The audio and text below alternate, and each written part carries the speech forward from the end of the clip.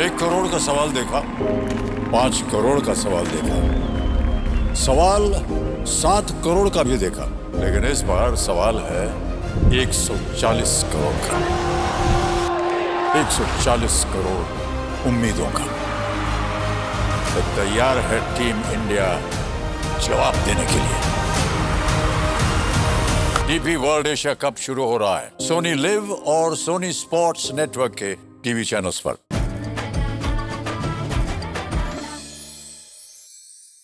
नवरात्र विशेष उपवासाचा मेदूवडा करण्यासाठी लागणारं साहित्य: 1 कप पाणी, चवीनुसार मीठ, अर्धा कप वरई, उकडलेला बटाटा, पाव चमचा जिरे, हिरवी मिरची, आलं, बारीक चिरलेली कोथिंबीर, ओल्या नारळाचा चव, तळण्यासाठी तेल।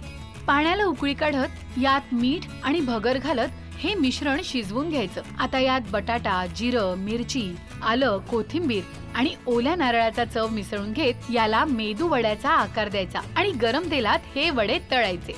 झाला आपला नवरात्र विशेष उपवासाचा मेदू वडा तयार। तर सगळ्यात आधी तव्यामध्ये 1 कप पाणी घेते।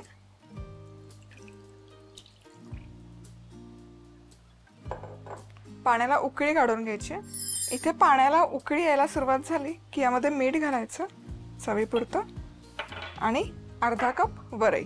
वरई हवं तर तुम्ही थोडीशी मिक्सरमध्ये दळून घेऊ शकता। आता हे मिक्स करूयात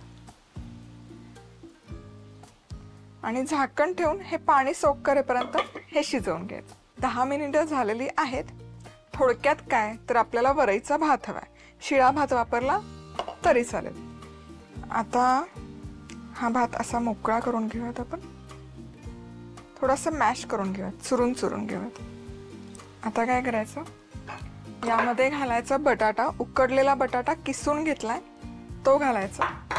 त्याचबरोबर जिरं, 1 पाव चमचा जिरं, हिरवी मिरचीचे तुकडे चवीपुरते, तुम्ही कितपत तिखट खाता त्या अंदाजाने, आल्याचे तुकडे किंवा किसलेलं आलं घालायचं, बारीक चिरलेली कोथिंबीर, खात असाल तर नाही घातली तरी चालेल, आणि ओला खोवलेला नारळ 1, 2 ते 3 चमचे।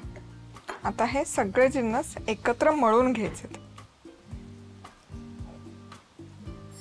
चला तर मग हे छान असं मिश्रण एकजीव झालं करून की याचे वडे बनवायचे। वडे कसे बनवायचे, तुम्हाला कितपत लहान मोठे हवेत त्या अंदाजाने तुम्ही बनवू शकता।